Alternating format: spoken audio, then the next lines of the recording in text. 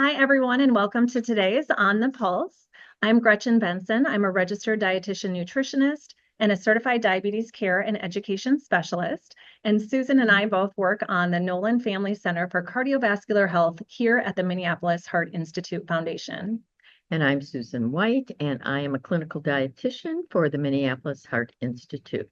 And I'm going to begin today's podcast. We're really appreciative of your attendance today. I think Gretchen and I were both a little nervous, being that this is the holiday season, and to have two dietitians speaking, that some individuals might think that this is a bit of Scrooge or Grinch, but in actuality, we're going to be talking about health, and what better gift can you have? So with that, your diet should be your first medicine. And this harkens back to Hippocrates, the father of medicine, and his comment. And I think it really embodies the fact that food we consume plays a pivotal role, not only in nourishing our bodies, but also preventing and treating disease. So now we're going to look at what does the American diet look like? And to help answer that question, the United States Center for Disease Control, CDC, has a survey research program, and it's called NHANES, or the National Health and Nutrition Examination Survey, and it assesses the health and nutrition status of adults and children and tracks changes over time. And so let's look at the landscape of the American diet. So if you look at the vertical line, it identifies food groups and some of the major nutrients under the Eat More of This. And these are as they align to the dietary guidelines for Americans. And dismally, we fall short in many nutrient powerhouses associated with good health. And then if we look down farther and it says limit, these are the foods that we want to have less of in our diet. And unfortunately, we excel at consuming those foods that we should eat the least of. And much of this is a result of the seduction from a toxic food environment that markets cheap, highly processed, highly palatable foods. Think fat, sugar, salt, and that excites our neural pathways, and we take the bait. We not only eat some, we eat too much of it. So when we look at in terms of some of those goal foods, only 10% of Americans eat enough produce. Just think of that. If you were with a group of 10 people, that would be only one individual that's meeting the goal. And then we have almost 300% of the calories in excess from solid fats and added sugars. So let's look at what we should be eating. Number one, we want to eat whole foods. We really want to engage in that farm to table attitude, and that you eat whole, fresh, single ingredient foods. And as you know, when we grocery shop, these are the foods that usually are around the perimeter of the grocery store. And what they have are more nutrients, vitamins, and minerals than those processed foods. And we know that ultra-processed foods are often include more sodium and sugar, and you're going to talk a lot more about that, Gretchen, I know later in this presentation. And ultra-processed food is always pro-inflammatory, so that means it tends to increase risk of diseases. I had this happen to me just lately. 2 weeks ago, I was buying some breadcrumbs, and I thought, oh, easy, just dry bread. That's all, little crumb form. And honest to gosh, I counted it. There was 36 ingredients in the breadcrumbs. Couldn't believe it. I thought I can just go home, take some dry bread and make it into crumbs. That would be a whole food. What I was looking at before in the grocery store would have been ultra processed. So number one, in terms of when we're talking about whole foods, is to embrace vegetables and fruit. And that's because we know it lowers the risk of cardiovascular disease. In fact, one of our physicians here actually did a study looking at fruit and vegetable intake and atherosclerosis, and found that if we start that early in life, we tend to have less plaque buildup later in life.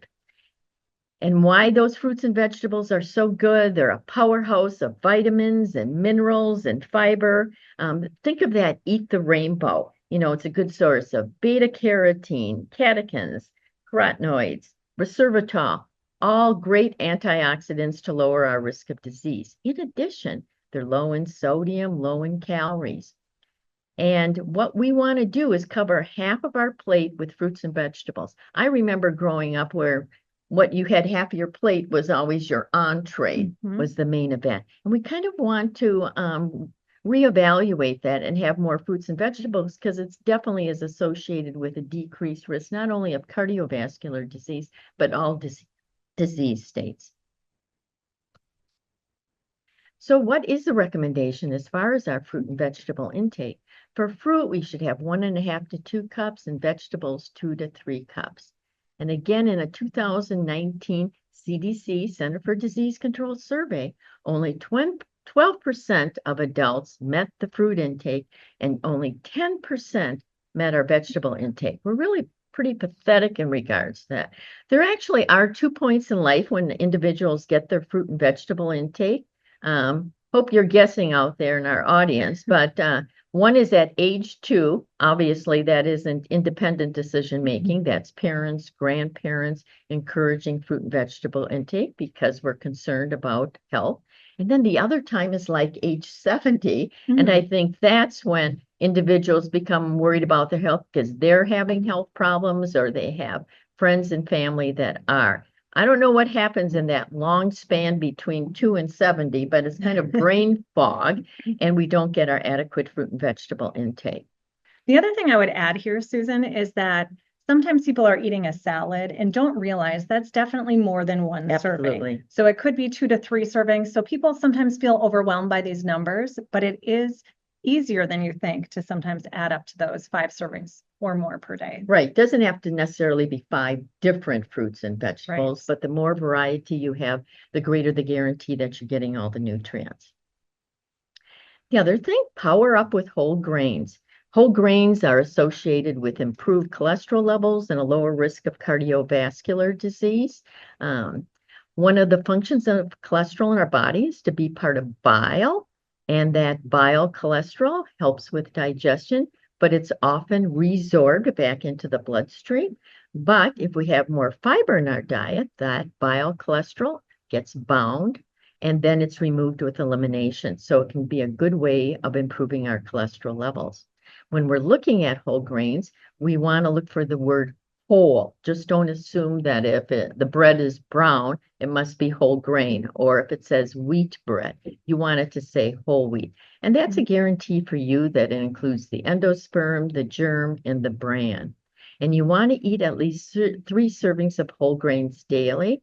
And examples of those would be like barley, oatmeal, brown rice, popcorn, buckwheat, quinoa, bulgur, whole wheat bread, and pasta and crackers. So there's a lot to choose from. Don't fear fat. This is one of the biggest shifts we've seen in nutrition advice in recent decades, is the narrative around fat.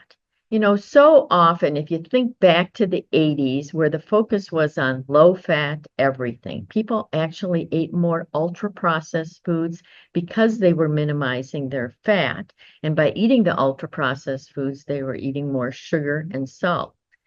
And another interesting side note to eating less fat was that the population weight trends actually increased.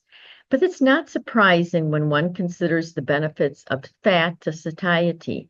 So if you're eating more fat, you feel full. If you're eating less fat, you need to eat often more calories to attain the same level of satiety. We also know that lowering total fat intake has really no meaningful effect on heart disease. It's really more what the type of fat that you're eating and its effect on cardiovascular risk. And keep in mind, too, that all fats are created at equal in calories, but some are healthier than others, as we're going to address in the next slide. So when you're looking at fat, I think there's a common misconception that fats are either saturated or unsaturated fat. But all fats are a combination of saturated and unsaturated. And what we classify them by is what they have the greatest percentage of. And I'll give an example of this. And for example, olive oil. Individuals will say, well, that's a monounsaturated fat. It has no saturated fat. No, it actually has a little saturated fat, 1 to 2 grams in a tablespoon. But some fats, as I mentioned, are better than other fats. So when we're looking at fats, we want to put more of the focus on those unsaturated fats as they're associated with an inverse cardiovascular disease risk. And so for the monounsaturated fats, that would be like olive oil, nuts, avocados. Polyunsaturated fats like the omega-3, the fish, flaxseed, soybean. And then omega-6s from corn, sunflower, safflower. These are all good choices. The data is probably a little bit stronger for the advantage of monounsaturated fats and lowering cardiovascular disease risk. What we do want to limit is the amount of saturated fat. And those are animal fats. So like the fat pad around a pork chop, the marbling of fat in red meat, butter, lard, tropical oils like palm oil, coconut oil. Those are saturated fats. And we know they have a tendency to elevate LDL cholesterol levels. And then there's the trans fat, but most of that was fabricated by industry, taking an oil and hydrogenating it. But because of its associated risk with cardiovascular disease, the US government decided that trans fat could no longer be added to food after June 18th, 2018. So what we want to do is replace those saturated fats with unsaturated fats from those mono and polyunsaturates because that's associated with a reduced risk of cardiovascular disease events and death. I will make a side comment in terms of the saturated fat. We've always kind of lumped them together, and I think now there's more research teasing out, are some saturated fats not so atherogenic or high risk as other saturated fats? So we've seen some literature lately of looking at like fermented dairy, so like a yogurt, even a whole milk yogurt, and that seems to be cardioprotective and not necessarily the risk that we historically have assigned to it. And I think there's more information that's going to be coming out in regards to that. I wanted to take just a minute to talk about coconut oil, as I continue to get many questions about whether or not coconut oil is healthy. As you can see by this slide, coconut oil is laden in saturated fat when you compare it per tablespoon to other fat sources, as far as butter, lard, olive oil. And the thought is that, and numerous clinical studies have investigated this, that coconut oil definitely increases LDL cholesterol. And LDL cholesterol is the bad cholesterol. We want to keep that lower, and coconut oil actually increases it. But yes, it does increase HDL. But despite that positive quality to coconut oil, it is outshined by the health risk associated with increasing your LDL. So we really want to minimize this as a food source. If you want to put it on your face, fine, or on your hair, but just don't put it in your mouth. When we're talking in terms of healthy fats, the other thing we want to look at is fish, because fish is an excellent source of omega-3 fatty acids. And that is definitely associated with less cardiovascular disease. The American Heart Association recommends that we eat fish twice a week. And to have it more than twice a week doesn't seem to give additional cardiovascular protection, still a great protein choice, but 2 meals a week seems to be the sweet spot. And the preference, as mentioned, is for those fattier fish. So some examples of that would be salmon, tuna, sardines, herring. And many people ask, should I take a fish oil supplement? It's not the same thing as eating the real thing, nor does it give the same cardiovascular benefit. If you don't eat fish, then I'm inclined to say like taking a small dose omega-3 fatty acid supplement on a daily basis could be appropriate. but instead our preference is that you eat the real thing. And also, when we're talking about other healthy fats, it's nuts. Nuts contain monounsaturated fat. They're a good source of protein, and they have fiber. And we know that individuals who have nuts daily, approximately an ounce, have a lower risk of cardiovascular events. So that includes both stroke and heart attacks. And 1 ounce of nuts would be like 24 almonds or 18 cashews or 28 peanuts. A wide array to choose from. I don't think it has to be necessarily one nut over another, just that you're eating nuts every day. But you got to remember, nuts have a lot of calories, and more does not give additional heart protection, but does add more calories to your diet. So keep that portion under control. So now I think we're going to turn it over to you and get some further information on attaining a healthy diet. Perfect. Well, thank you, Susan, for covering all of that great information. I'm going to turn now to talk about some of the contemporary nutrition science, some of the evidence that we've been seeing. And as we've been discussing so far, eating a more whole foods, plant-based diet, I wanted to go over this study in particular, because sometimes when people hear that, they assume you have to go vegetarian or maybe even vegan to obtain some of those health benefits. And that's certainly not the case. So this study does a really nice job of showing that just small changes can make a big difference on our heart outcomes. So this was data from a National Institute of Health diet and health study. It analyzed data from over 400,000 men and women, and it was a long-term study. So it was 16 years. At baseline, people completed a food frequency questionnaire, which is often how we're observing nutrition research, and they repeated these questionnaires over time.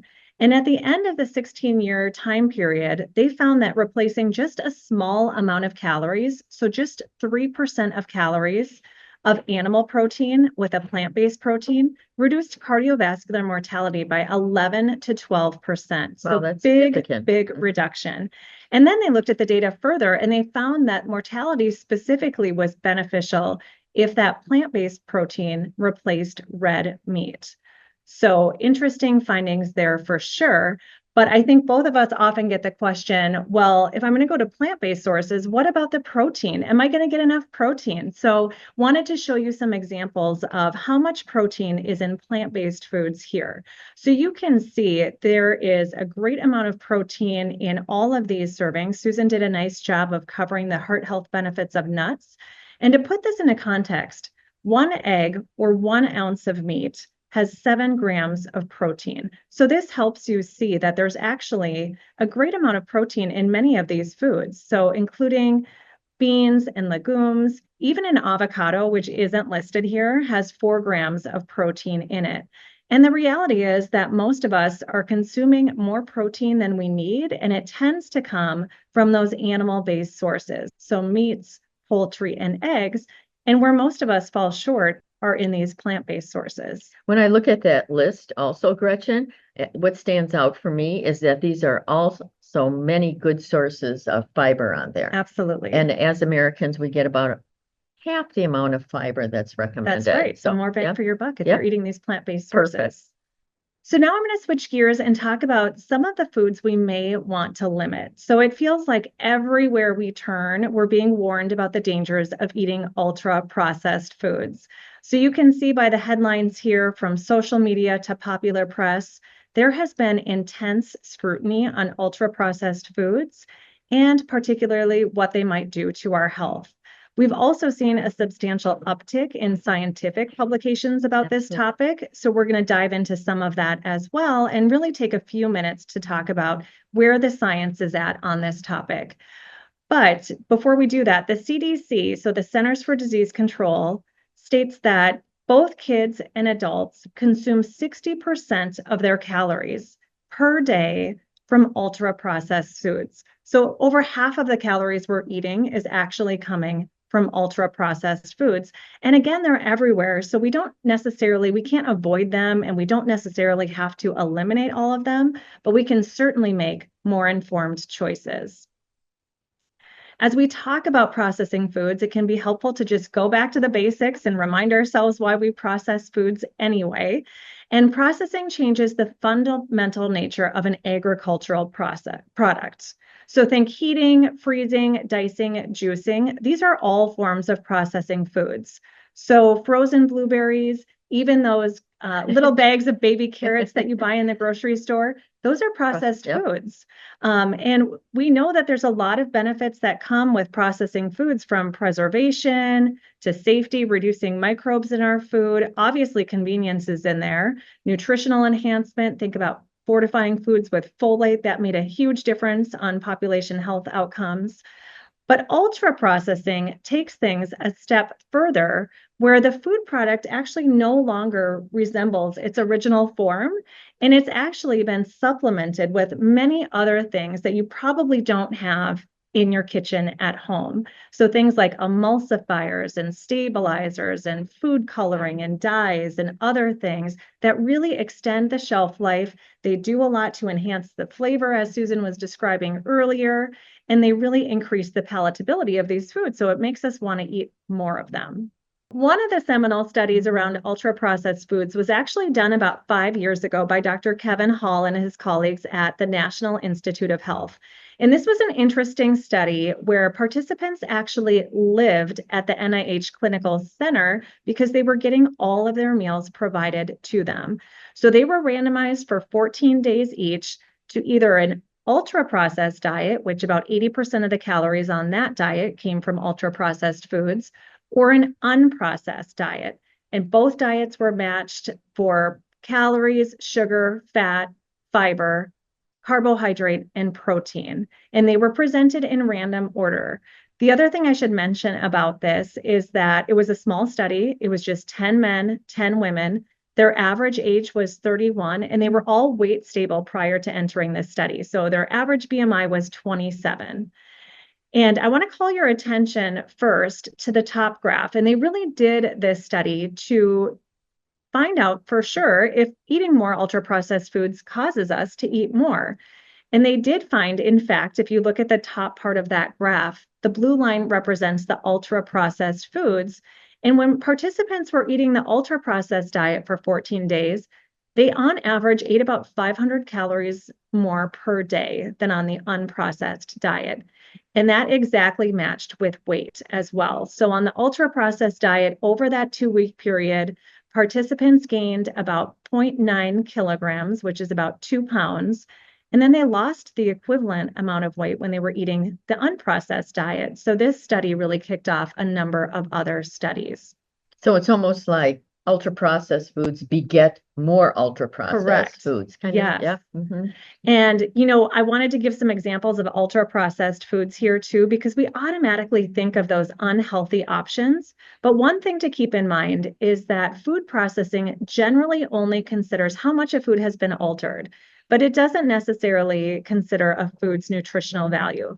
So all of the foods I'm about to show you, so frozen pizza, a Pop-Tart, we've got Greek yogurt, and then a whole grain cereal. All of these foods are considered ultra processed, but we know that some of these foods obviously have a much higher nutritional quality than others. So we've got, the artificially colored Pop-Tarts there to the whole grain vitamin fortified cereal. So they're likely not all created equal. And that's exactly what this next group of researchers aimed to look at. And this study really happened in 2 parts, and it was to observe the link between ultra-processed foods and cardiovascular disease. So they pulled together data from 3 different prospective population-based studies that looked at a large number of people over 30 years. They also combined it with results of other studies and had over 1 million people to look at. Wow. And no surprise, what they found was that participants in these studies who reported eating the most ultra-processed foods versus the least had higher energy intakes, lower healthy eating scores, higher prevalence of smoking and obesity, and they were also at increased risk of heart disease and stroke. But where it gets really interesting is when they categorized the different ultra-processed foods. So they had 10 categories of ultra-processed foods, And they did find, in fact, that of course, not all of these are created equal, just like we found with many other things in nutrition research historically. So food categories that were associated with the highest risk of cardiovascular disease included sugary drinks, things like soda, fruit drinks, those, really high sugar dairy and coffee drinks, as well as artificially sweetened drinks. Those were also in that category. And then processed meats. So hot dogs, bacon, sausage, those cured meats that often add a lot of sodium. Like the charcuterie boards for the holidays, That's right? correct. Darn So it. add some fruits to that Yeah. charcuterie board and maybe some vegetables too. But the category, they also found another category of ultra processed foods that actually reduced risk. And those were specifically found in the bread and cold cereals category, as well as savory snacks like popcorn.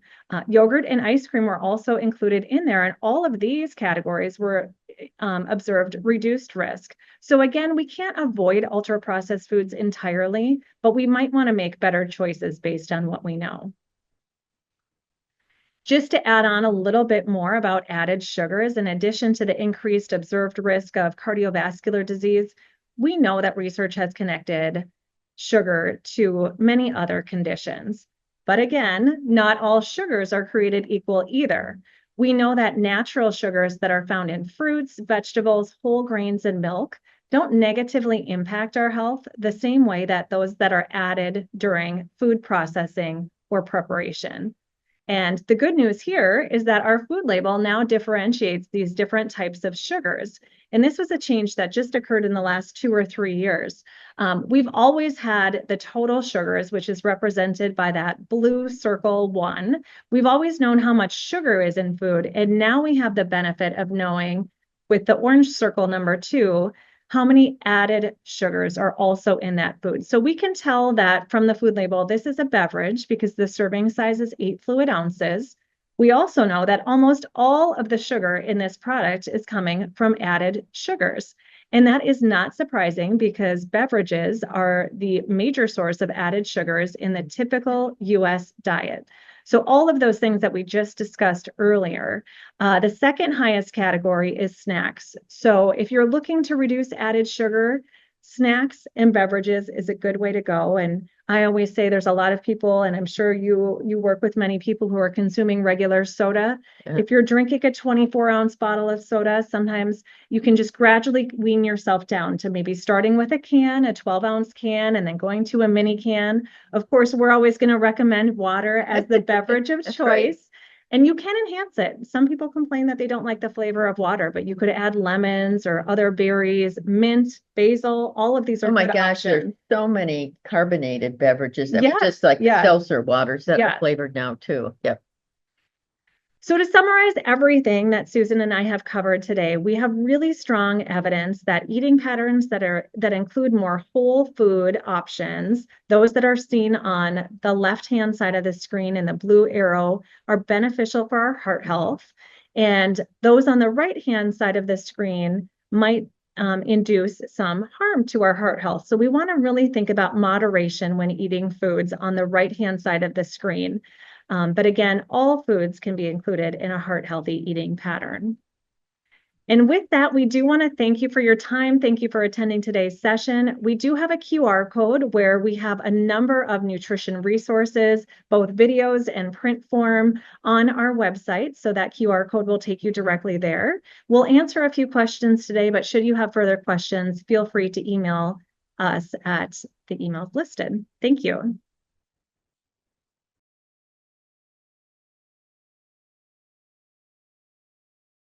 All right. Well, thank you, Gretchen and Susan, for your time and expertise during today's On the Pulse session. Amazing presentation. And hello, everyone. My name is John Rickard. I'm the Digital Education Program Manager here at the Minneapolis Heart Institute Foundation. We'll just be jumping on to help facilitate the Q&A portion. So the questions that we have prepared today were all submitted prior via the registration process. So a big thank you to our registrants who did submit a question. However, please also feel free to add additional questions using the Q&A pod, which is located at the bottom of your Zoom screen, as these questions may be addressed in a future On the Pulse session. So Gretchen and Susan, the first question that the audience submitted is, what are your thoughts on fasting or intermittent fasting for weight loss? Oh, that's a great question. There's been a lot of research on intermittent fasting, which is also known as time restricted eating. And there's many ways to do this. I would say probably the most common or popular way to do intermittent fasting is to fast for 16 hours, and then the eating window is 8 hours. And there's been some really interesting and exciting research about this in the last few years and its impact on weight loss. Some of the studies show that people who do this time restricted eating tend to lose weight a little bit quicker than those who don't. I will say though, by 6 months to a year, whatever method people use to lose weight, everybody tends to kind of be at the same place in terms of weight loss. There are some benefits to intermittent fasting. I mean, really, the only thing you need to be concerned about is the clock, right? When you can start eating and when you need to stop eating. There's no tracking involved. You don't have to count calories. Right. So it's really a simple approach for people who want to get started with weight loss, but maybe don't have a lot of time or background in nutrition to get started with a different approach. So it's not for everyone. The other thing I will note is that for some people who are taking certain medications like hypoglycemia medications or medications that could cause low blood glucose, you would want to reduce those and definitely talk with your healthcare provider before you start a plan like that. They've also looked at some metabolic markers in terms of intermittent fasting. And I know you shared some of that information with me. And, if we're looking at like cholesterol levels, or we're looking at fasting blood sugar, that it hasn't made a dramatic difference. Right. And really, I think that gets back to it's an individualized approach. We're Right. always going to come back to that with nutrition, regardless of which plan you choose or which method you take to lose weight. It does really depend on what's going to fit best into your lifestyle and what you can realistically do for the long term, because typically whatever it takes to lose the weight is what you need to do to maintain that weight loss. And and with intermittent fasting, at least you can always maintain a well-balanced diet, Right. where there's lots of other diet programs or diet plans out there that certainly aren't a balanced diet. Right. So it Yes. has an advantage that way. Absolutely. And thank you guys very much for that insight. That's, a fascinating subject, and we could probably spend a lot more time on just that A whole question. podcast. Yeah. So the next question is actually about eggs. And, this is actually, I've seen conflicting information myself on whether or not whole eggs are good or bad for your heart health. So if you guys could speak to, I guess the specific question is, are whole eggs good or bad for your heart health? So if you could speak to that, that'd be great. So when it comes to eggs, I get a lot of questions about that because I work in a cardiovascular clinic. I work with a lot of individuals who either have heart disease or at risk for heart disease, have elevated cholesterol levels. And historically, it was kind of like eggs, bad choice. And much of that happened from the fact that eggs are higher in cholesterol than other protein choices. So one whole egg, particularly the yolk, has about 187 milligrams of cholesterol. And in comparison, like a 3-ounce chicken breast would have 70 milligrams of cholesterol. But I think we have to look at metabolism in the sense that diet only represents about 20% of the cholesterol in our body. Our own bodies produce like 800 to 1,000 milligrams of cholesterol per day. We're great cholesterol producing machines. And so the contribution from eggs is really minor, and yet eggs are a great source of protein. They're economical. They have choline in them. They have the fat soluble vitamins. So there's a lot of nutritional attributes to eggs. So with that, then what I do is I look at studies that evaluate egg intake in regards to major adverse cardiovascular events. We call it MACE. And there was a meta-analysis study done by Wrong, was the author, R-O-N-G, but I think he's right. And he said that one whole egg daily is not associated with any increased risk of heart disease. And so that's what I tell my patients. Some patients are uncomfortable with that because they're, an older patient that's heard for years to limit their eggs. And in that case, the egg whites are, have about half the protein that a whole egg does. So you could have that as a substitution. But I'm very comfortable with my patients having an egg every day. And in fact, I think that study actually found that for people who do follow a vegetarian eating pattern, they can have up to 2 whole eggs per day is what they found. Yep. So, great source of protein. Yep. Interesting. Yeah, I thought it was a great question. So thank you very much for expanding on that. So we're coming up on time here, but I do want to do just a couple more audience submitted questions. So the next one is, how can I balance my diet if I have both diabetes and heart disease? Take that one. I love this question as a diabetes educator. The good news is that the eating patterns that have been found to be beneficial for patients with diabetes are the same as those that have been found for heart health. So specifically, a few, the DASH diet, which is dietary approaches to stop hypertension, tends to be really high in fruits and vegetables, whole grains, low-fat dairy, all of those things that are good for our heart health. The Mediterranean style eating pattern has been found to be really beneficial, and then a mostly plant-based diet as well. And all of them really emphasize non-starchy vegetables, heart healthy fats, all of the things that improve both, all of our cardiometabolic health, which is great.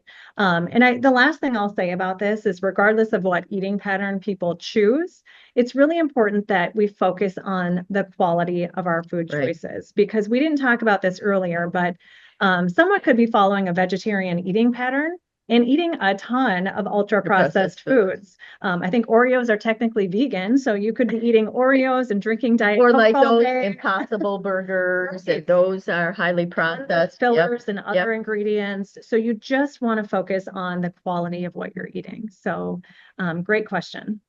Yeah, absolutely. And thank you very much for that response. And let's do one more here, and then we can wrap it up. And the question is we've talked a lot about food, but this would be switching gears to hydration. So the question is how important is staying hydrated? And if you have any sort of guidelines or water consumption per day recommendations, that would be great.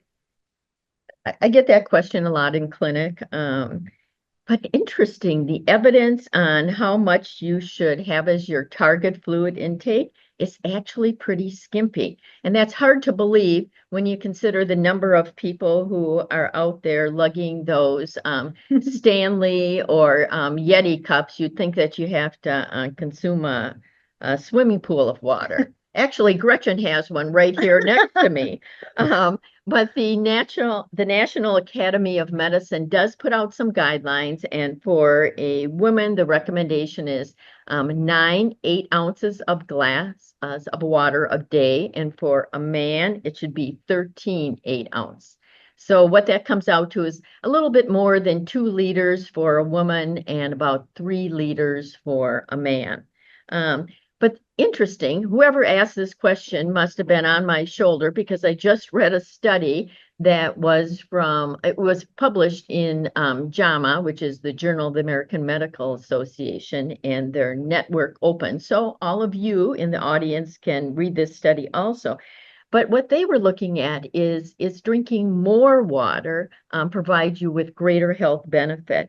And so they scoured the medical literature, looking at randomized controlled trials and looking at water intake and its impact on weight loss, its impact on urinary tract infection and kidney disease, or stones, I should say, headache, migraine, fasting glucose, and quality of life.